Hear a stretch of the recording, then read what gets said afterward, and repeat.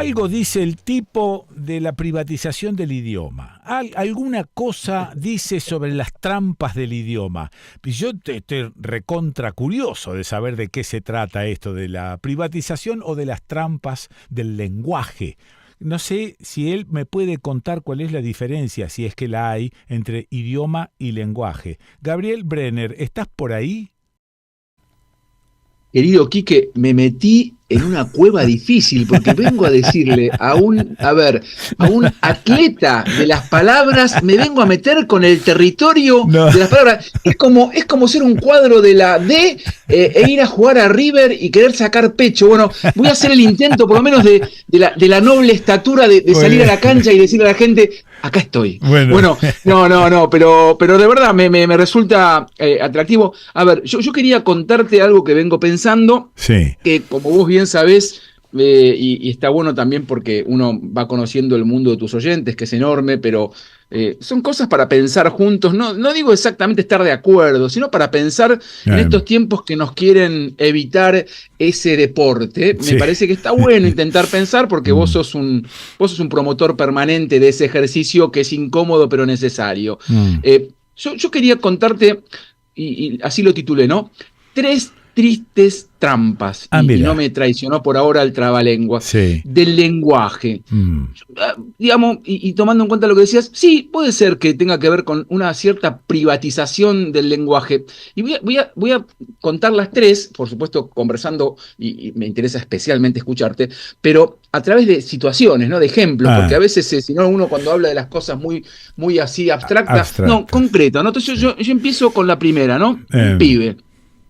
Brian, sí. 16 años, terminó está por terminar la secundaria, vida difícil, alterada, parecía descarrilada, pero de repente Brian, a partir de la oportunidad que se le da en la vida y que tiene que ver con algo que se llama Estado, que tiene que ver con algo que se llama derecho, sí. y que él conjuga con la responsabilidad, a pesar de que su vida fue particularmente fracturada por muchos motivos, sueña con ingresar a la universidad.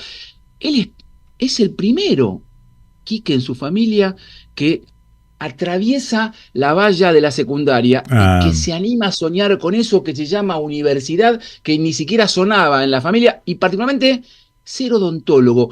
Es el lugar al que su familia nunca fue, pero sí. Sabían que otros, que tenían algunos morlacos más, iban. Sí. Entonces de repente se junta con otros 3 en una situación inesperada y frente a una situación le dicen, y él se queda, ¿no? Con la mía vas a la universidad. Sí. Esa frase la tomo y en vez de analizarla sintácticamente, digo, wow, qué derrota. ¿Cómo se ha privatizado el lenguaje? Con la mía. Sí. Incluso a algunos se le ocurre decir con la nuestra, pero Brian era como afuera de la nuestra, y la nuestra habla de primera persona del plural. Entonces, la primera reflexión es, mirá cómo esta frase con la mía logró desplazar o privatizar algo del efecto del lenguaje, porque en realidad no es con la mía, es con la nuestra. En todo caso, es pensar que la nuestra significa lo común, lo compartido. Claro. Lo que pasa que, Quique, en tiempos de la dictadura de la selfie, o dicho más propiamente, en tiempos de la exacerbación del individualismo, entonces lo común, lo compartido, se banaliza y queda al fondo, al decir de un colectivero, que ya no hay lugar. Claro. Entonces lo que quiero decir es, con este primer ejemplo, es justamente ver cómo desde el lenguaje, por eso la privatización del lenguaje, y cómo una trampa que es del orden de lo semántico, también nos orienta en cuanto al modo de pensar, que a veces también es normativo, orienta la acción y lo que hacemos. Por eso, como las representaciones, ¿no? Como tanto título, como tanto zócalo televisivo, termina haciendo que uno se cruce de vereda cuando ve un identikit o un pibe parecido a Brian, y no sabe que está por entrar a odontología, se lo imagina que lo va a chorear. Entonces, ese es el primer ejemplo que quiero compartirte de esta trampa del lenguaje. Del lenguaje, sí. Y el segundo, a ver. El segundo... No, porque me quedé con el primero un cachito porque me imaginé rápidamente algunos entrevistadores y periodistas televisivos que usan esto de con la nuestra. Totalmente. Esto lo están haciendo con la nuestra, que mientras se trate de un delincuente o lo que fuere, no sé si está bien o está mal, pero está mal si se trata de un ejemplo como el que trajiste. Está bueno que lo aclares, está muy bien que lo aclares, está claro, está buenísimo. Sí, sí. Por eso me pareció importante ir al ejemplo de Brian. Sí. Y sigo porque me sigo entusiasmando para seguir pensando en Brian, más que en singular, mezclar lo singular con lo plural, que a veces nos cuesta tanto. Vos sabés que hace un tiempo, Quique, yo alguna vez te lo mencioné, pero vuelvo sobre eso, una organización que está constituida por educadores, que es una especie de fundación que se llama Argentinos por la Educación, que por supuesto tengo gente y colegas muy conocidos, yo también he intercambiado con ellos, pero esta organización sacó un hashtag que decía: no entienden lo que leen. Lo hemos conversado. Y por supuesto quiero partir de una base. No solo Brian, sino que mucho piberío de nuestro país, lamentablemente, tiene dificultades en la escuela. O más precisamente, no en la escuela, tiene dificultades respecto a la comprensión lectora, a su propio lenguaje, hablando de lo que empezaste sobre idioma, lenguaje, y también en otros campos del aprendizaje. Eso está claro. En ese sentido, digo, para no desentonar, no desentonan con la pobreza de buena parte o de casi la totalidad de los adultos de nuestra sociedad. Claro. Uno a veces separa a los pibes de los adultos como si nacieran de un repollo. Entonces, no entienden lo que leen en un hashtag que pregnó mucho los medios de comunicación en general, y además todos los candidatos, el año pasado, antes de que se consumara la elección, firmaron que estaban de acuerdo con eso. O sea, no estar de acuerdo con eso era como, de alguna manera, quedar out. Ahora, yo lo analizo como educador. Porque cualquiera que ande de a pie tiene derecho a decirlo, ¿no? Que no entienden nada. Ok, pero yo como educador que me formé durante 15 años y que hace 30 que trabajo esto, tendría que decir que haya educadores que todavía no hayan reaccionado.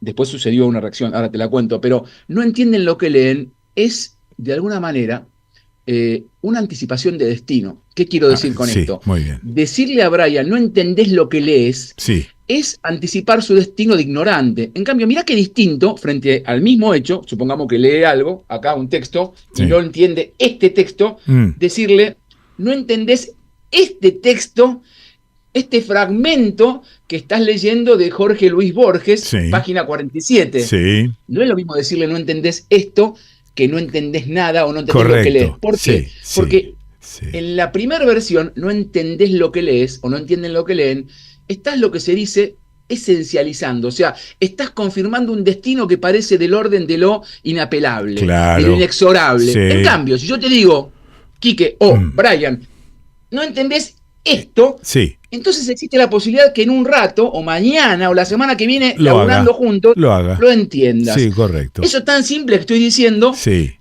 a nivel general, es muy grave porque esto circuló muchísimo y sigue circulando, porque en realidad no hace otra cosa que contribuir no solo a etiquetar, sino a estigmatizar. Entonces, ¿qué sienten los pibes cuando el mundo adulto calificado en los medios de comunicación los condena a ignorantes?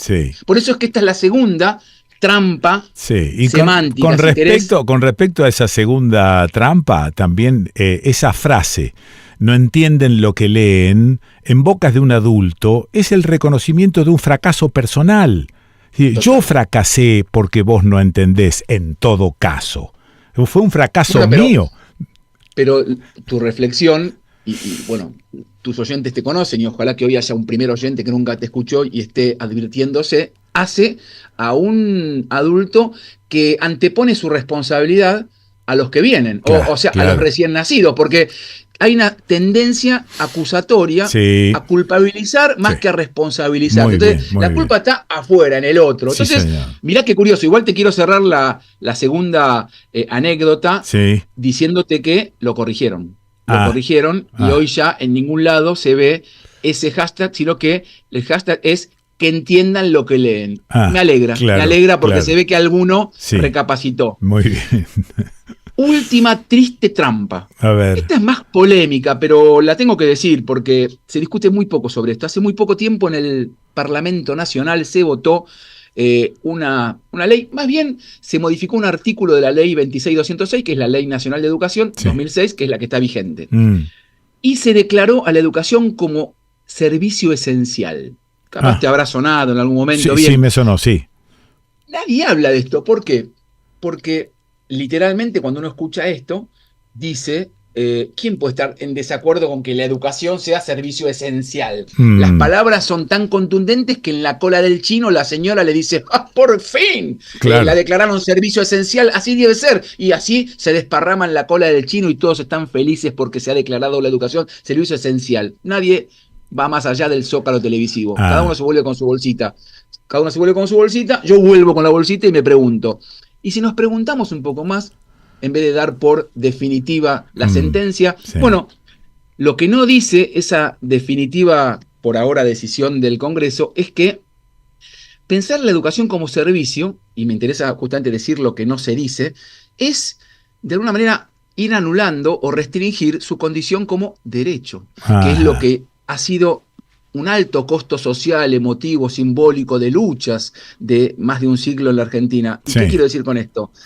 Y es también darle y empezar a abrirle un lugar protagónico al mercado. No sé si la realidad te habla por sí misma, pero es como que cada vez la educación sea menos un derecho y más un privilegio. Claro. Entonces, me parece que ahí también hay algo para discutir la literalidad. Y agrego algo más que es lo más conflictivo y de fondo, que algunos lo dicen, pero otros no. También tiene que ver con que cuando se dice educación como servicio esencial es restringir o limitar el derecho que le asiste a cualquier docente a reclamar por su salario digno y por sus condiciones de trabajo dignas en tiempos en que se ve fraudulentamente deteriorado. Porque la verdad es que también lo que se intenta con la modificación de este artículo es restringir el derecho a huelga, que no es capricho de Marta, la docente de 4º grado, sino que es derecho que garantiza la Constitución Nacional. Todo esto en un combo, educación, servicio esencial. Y vos sabés, Quique, que mi hija menor tiene 15 años y cada 2 palabras dice literal. Literal, es un modo de hablar. Bueno, yo ahora quiero reivindicarla y decir literal, literal. Mirá cómo con lo literal te la mandan a guardar. Entonces, me pareció esto de compartir con vos 3 tristes trampas que dan para discutir mucho. Yo no estoy diciendo que la educación esté bien, ni mucho menos, y que tampoco tenga que, de alguna manera, tener garantías desde la legislatura. Lo que estoy diciendo es que a veces las palabras no te dicen exactamente lo que pretenden con la literalidad, y hay que salir a jugar a las escondidas y decir piedra libre, donde dice servicio, ponele mercado, donde dice Estado, sacalo y poné mercado. Y entonces, simplemente como un razonamiento irónico, te digo, después se llenan la boca hablando de las democracias escandinavas, pero allí los salarios docentes, Quique, están tocando la punta de los demás salarios. Entonces, es fácil hablar de anular y restringir el derecho a huelga o a que proteste un docente y después adulás las democracias escandinavas. Peor todavía, aquí que es fácil criticarle a un docente que exige sus derechos y es crítico con su propia condición de vida y después querés pedirle que le enseñe al alumno a ser un sujeto crítico. Entonces estamos un poco mal, ¿no? Claro. ¿Y cómo hacemos para incluir estos 3 ejemplos en la currícula de las escuelas?